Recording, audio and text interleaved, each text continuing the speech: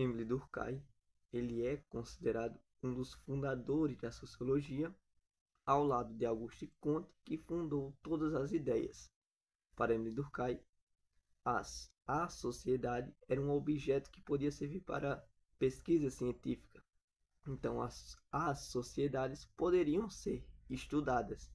Então, Durkheim estabelece as regras para a sociologia enquanto ciência, permitindo que ela se tornasse uma matéria acadêmica.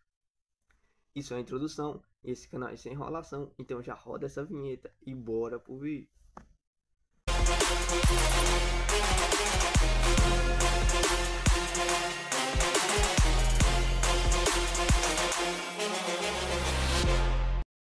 Bom galera, esse é um vídeo resumo do resumo e hoje a gente vai falar sobre a teoria de um pouco sobre a teoria de Émile Durkheim. Bom, o fato social. O que é o fato social? O fato social é o objeto de estudo da sociologia para Émile Durkheim. Os fatos sociais são os hábitos e as formas de agir, pensar e sentir das pessoas dentro de uma sociedade, ou seja, são os padrões de comportamento de todos os indivíduos dentro de uma sociedade. Para Durkheim, vai existir três características principais do fato social: a coerção ou coercitividade, a exterioridade e a generalidade. Vamos lá? Coerção ou coercitividade é uma pressão que vai cair sobre o indivíduo, uma força que há em cima de todo o indivíduo. Por exemplo, leis ou tradições que vão determinar a maneira pelo qual esse indivíduo deve se comportar. Caso contrário, ele vai ser punido ou ele vai ser deixado de lado. Por exemplo, o aperto de mão.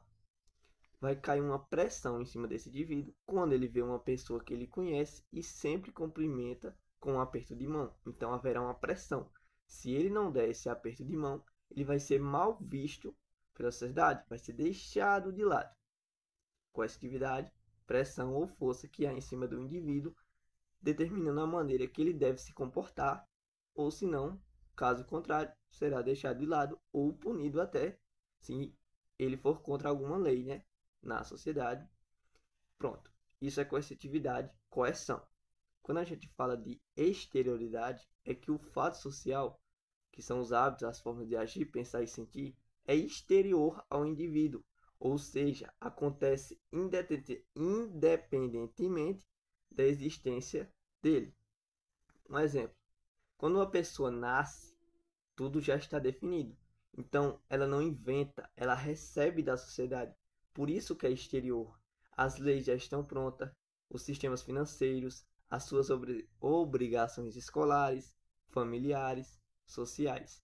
Então, não fui eu nem você que criou o aperto de mão, mas ele é exterior a mim. Não fui eu que inventei, mas eu recebi da sociedade, eu aprendi com a sociedade. Agora, generalidade. Generalidade é porque o fato social ele é generalizado, ou seja, ele é praticado por vários indivíduos ou vários grupos sociais, ou seja, nem é isolado, nem é particular. A generalidade é uma prática ou comportamento que é praticada por algum grupo social, ou vários grupos sociais, ou vários indivíduos. Isso é coerção ou coercitividade, exterioridade e generalidade. Ou seja, coercitividade vai ser uma pressão que vai haver em cima desse indivíduo para que ele pratique, ou seja, a maneira como ele deve se comportar. A exterioridade é uma coisa além desse indivíduo, não foi ele que criou, mas ele recebeu da sociedade que aquilo é o certo, é exterior a ele. E a generalidade é porque várias pessoas praticam ou vários grupos sociais. Agora a gente vai para um próximo tópico. Bom, o suicídio.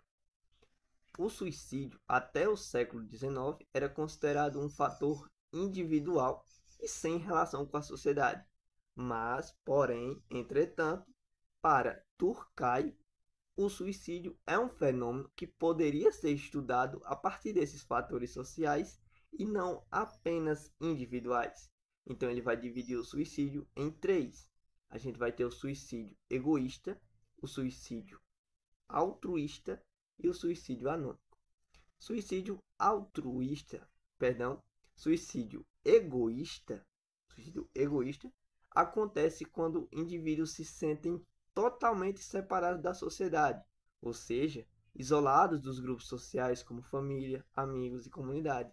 Então, se ele está isolado, separado totalmente da sociedade, isso é um suicídio egoísta. O que seria um suicídio altruísta?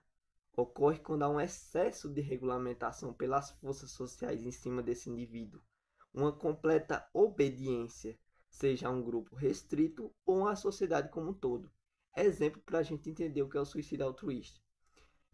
Durante a Segunda Guerra Mundial, os soldados japoneses se suicidavam em honra ao imperador. Então eles estavam em completa obediência ao imperador. A gente também pode citar os atos terroristas praticados por fanáticos religiosos e extremistas políticos. Suicídio altruísta, ele está em completa obediência àquilo. O suicídio anômico é um suicídio que, para Durkheim, acontece no estado de anomia social. O que seria essa anomia social? Uma ausência de regras que gera o caos. Seria uma perda de normalidade entre os indivíduos. Por exemplo, em uma crise financeira de um país, haveria uma desregulação na sociedade e haveria um caos. Então, o suicídio nesse estado seria um suicídio anômico, um estado de anomia social. Bom, suicídio egoísta. Suicídio acontece quando ele está se sentindo totalmente isolado da sociedade. Suicídio altruísta, essa pessoa vai estar em uma completa obediência e vai se suicidar por aquilo, por exemplo, por uma religião, por o imperador, como foi o caso dos kamikazes, que eu esqueci de falar, que eram os soldados que lutaram na Segunda Guerra Mundial, e por fim o anônimo, que acontece quando gera algum tipo de caos, uma perda de normalidade. Vamos para o último tópico. Bom, galera, vamos lá. Para uma sociedade existir, é preciso haver uma ligação entre esses indivíduos, uma coesão social. Essa coesão é um consenso que os indivíduos desenvolvem, mas para Durkheim ele denominou de solidariedade. Então agora a gente não está pensando como a palavra solidariedade, vocês vão entender. Para Durkheim, a solidariedade é uma relação moral que faz com que os indivíduos percebam que eles são pertencentes a uma mesma sociedade e é tipo um acordo para manter a união dessa sociedade, a solidariedade. Ele vai dividir em dois tipos, a solidariedade mecânica e a solidariedade orgânica.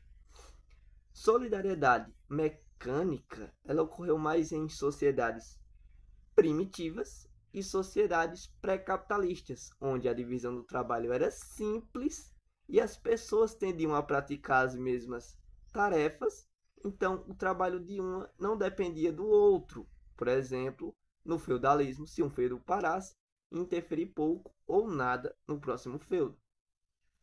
Agora, então, se lembre,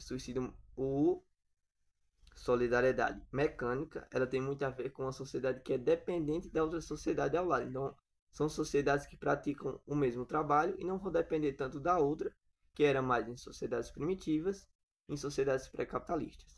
Agora, a solidariedade orgânica, com as transformações para o modo de produção capitalista, os trabalhos começaram a se especializar, as tarefas ficaram mais específicas. Então agora a coesão social, aquilo que vai fazer a união da sociedade, ela vai estar baseada na dependência que o indivíduo vai ter do trabalho ou da função dos demais. Um exemplo, se houver uma paralisação de caminhoneiros, ela vai afetar todos os outros fatores, todos os outros trabalhos.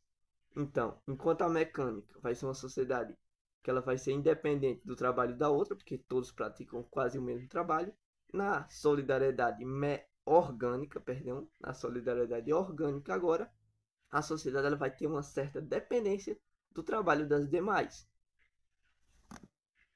Bom, galera, se você gostou desse vídeo, já deixa um comentário aí para fortalecer o canal. Eu sei que a gente não deu para a gente falar sobre tudo sobre Emile Durkheim, mas coloca aí no seu comentário se você quer uma continuação mais bem explicada, se você quer adentrar mais no conteúdo. Deixa seu like, se inscreve no canal, vai ajudar muito e obrigado, até mais.